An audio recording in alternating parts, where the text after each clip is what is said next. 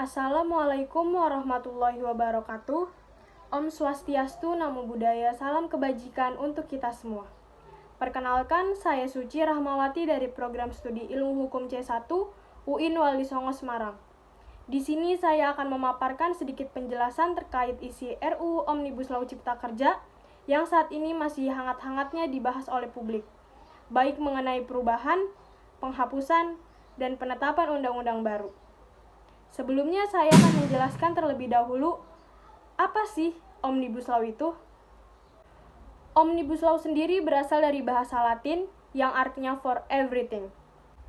Black Law Dictionary yang menjadi rujukan definisi istilah hukum di Barat juga telah menjelaskan apa itu Omnibus Law, yakni satu regulasi yang dibentuk untuk menggantikan lebih dari satu regulasi lain yang sudah berlaku.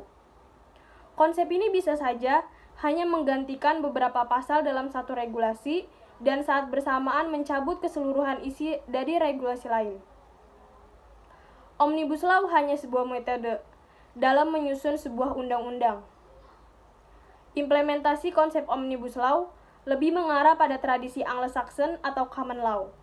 Di tahun 2008, Irlandia telah menerbitkan undang-undang yang menggunakan metode Omnibus Law yang mencabut kurang lebih dari 3.225 undang-undang. Pun begitu dengan yang terjadi di negara-negara lain seperti Inggris, Australia, Jerman, Turki, Filipina, Kamboja, Vietnam, Malaysia, dan Singapura. Keunggulan metode Omnibus Law adalah kepraktisan, mengoreksi banyak regulasi yang bermasalah, meningkatkan kecepatan dalam penyusunan undang-undang. Dengan menyusun sebuah Omnibus Law, sekaligus mengoreksi undang-undang bermasalah yang sedang berlaku. Pendekatan Omnibus Law juga bisa menjadi solusi atas tumpang tindih regulasi di Indonesia, baik dalam hubungan hierarki, sejajar horizontal maupun vertikal. Dalam prakteknya, penyusunan Omnibus Law berbiaya mahal dan tidak sederhana, karena substansinya yang pasti multisektor dan dipersiapkan untuk superpower. Namun nyatanya, dengan menggunakan metode Omnibus Law, dapat mengatasi konflik peraturan perundang-undangan secara cepat, efisien, dan efektif. Kira-kira ada nggak ya perbedaannya? Dalam memudahkan memberikan catatan dan masukan terkait isi dari RUU Omnibus Law Cipta Kerja yang dianggap memiliki berbagai titik kelemahan dan kelebihan, maka saya akan mengkaji dalam dua klaster. Yang pertama, mengenai penyederhanaan persyaratan dasar perizinan berusaha. Terkait dengan pengaturan lingkungan hidup, di dalam RUU Omnibus Law Cipta Kerja mengandung beberapa persoalan. Yang pertama, mengenai persetujuan lingkungan hidup. Sebelumnya di dalam UPLH pasal 1 angka 11 berbunyi, analisis mengenai dampak lingkungan hidup yang selanjutnya disebut AMDAL adalah kajian mengenai dampak penting suatu usaha dan atau kegiatan yang direncanakan pada lingkungan hidup yang diperlukan bagi proses pengambilan keputusan tentang penyelenggaraan usaha dan atau kegiatan.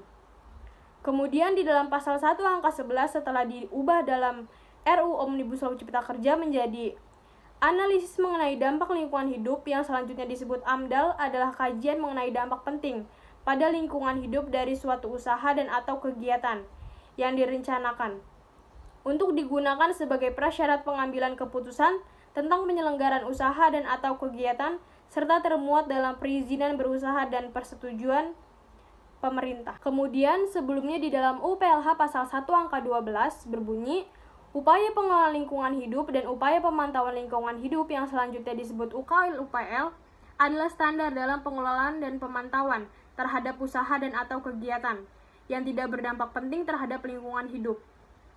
Kemudian di dalam RUU Omnibus Law Cipta Kerja pasal 1 angka 12 menjadi upaya pengelolaan lingkungan hidup dan upaya pemantauan lingkungan hidup yang selanjutnya disebut UKL-UPL adalah rangkaian proses pengelolaan dan pemantauan lingkungan hidup yang dituangkan dalam bentuk standar untuk digunakan sebagai prasyarat pengambilan keputusan serta termuat dalam perizinan berusaha atau persetujuan pemerintah. Mengenai perubahan terkait isi RUU Omnibus Law Cipta Kerja dalam pasal 1 angka 11 dan 12, maka di dalam RUU Omnibus Law Cipta Kerja ini mengesampingkan arti penting dari pencegahan pencemaran atau kerusakan lingkungan yakni AMDAL dan izin lingkungan. Di dalam RUU Omnibus Law Cipta Kerja, AMDAL dan pengelolaan lingkungan hidup serta pemantauan lingkungan hidup yang selanjutnya akan ditulis menjadi UKL-UPL bukan lagi menjadi dasar yang diperlukan dalam pengambilan keputusan atau izin lingkungan dan izin kegiatan dan usaha, tetapi sebagai dasar keputusan kelayakan lingkungan hidup. Seperti yang kita tahu semua, bahwa upaya pengelolaan lingkungan hidup atau UKL dan upaya pemantauan lingkungan hidup atau UPL dibuat untuk proyek-proyek yang dampak lingkungannya dapat diatasi. Skala pengendaliannya kecil dan tidak kompleks. Kemudian di dalam RUU Omnibus Law Cipta Kerja, AMDAL bukan lagi menjadi dasar dalam pengambilan keputusan, tetapi menjadi dasar keputusan kelayakan lingkungan hidup. Proses dan prosedur UKL-UPL tidak dilakukan sama seperti AMDAL. Sementara usaha atau kegiatan yang berkategori UKL-UPL cukup dengan pernyataan kesanggupan pengelolaan lingkungan hidup. Kemudian yang kedua tentang ketenaga kerjaan. Kemudian mengenai upah. Di dalam Undang-Undang Ketenaga Kerjaan sebelumnya tidak diatur mengenai upah yang berdasarkan satuan waktu dan satuan hasil. Kemudian setelah diubah di dalam RUU Omnibus Law Cipta Kerja, pasal 88B menjadi upah ditetapkan berdasarkan satuan waktu dan atau satuan hasil. Ketentuan lebih lanjut mengenai upah berdasarkan satuan waktu dan atau satuan hasil sebagaimana dimaksud pada ayat 1, diatur dalam peraturan pemerintah. Mengenai perubahan di dalam RUU ini, maka RUU Omnibus Law Cipta Kerja ini mengecilkan hak buruh dalam kelayakan hidup dalam kemanusiaan. Adanya ketetapan baru berupa upah satuan hasil dan satuan waktu. Upah satuan hasil adalah upah yang ditetapkan berdasarkan satu waktu, seperti hari, mingguan, atau bulanan. Sementara upah satuan hasil adalah upah yang ditetapkan berdasarkan hasil dari pekerjaan yang telah disepakati bersama. Yang kedua mengenai jam kerja atau hari libur. Pasal 82 Undang-Undang Ketenagakerjaan di dalam Omnibus Law Cipta Kerja tidak mencantumkan pembahasan perubahan atau status penghapusan dalam pasal tersebut. Belum bisa dipastikan apakah pasal terkait cuti hamil melahirkan dihilangkan atau diubah. Namun, sebelumnya pada pasal 82 Undang-Undang Ketenagakerjaan diatur mengenai cuti hamil melahirkan yang berbunyi, pekerja atau buruh perempuan berhak memperoleh istirahat selama 1,5 bulan sebelum saatnya melahirkan anak, dan 1,5 bulan sesudah melahirkan menurut perhitungan dokter kandungan atau bidan.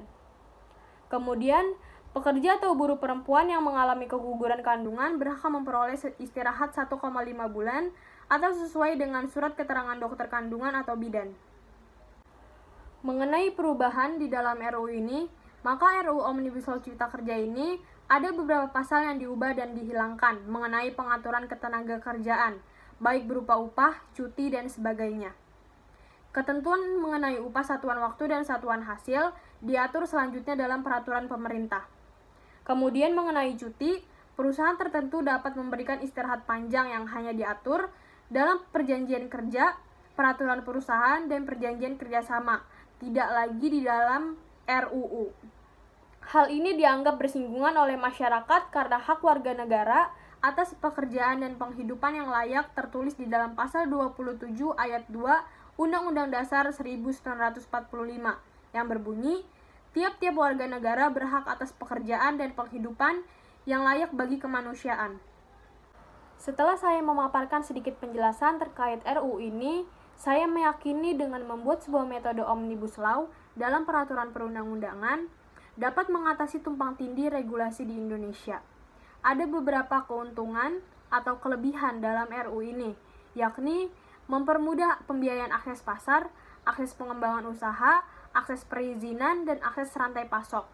Kemudian kemampuan UMKM dalam penyerapan tenaga kerja akan semakin besar. Yang ketiga, memberikan kemudahan untuk memaksimalkan potensi startup lokal. Terlebih startup yang berasal dari kalangan anak-anak muda, kampus yang terdidik, dan masih banyak lagi. Mungkin itu saja yang bisa saya sampaikan kepada teman-teman semua. Semoga bisa dipahami dan dicerna baik-baik. Wassalamualaikum warahmatullahi wabarakatuh.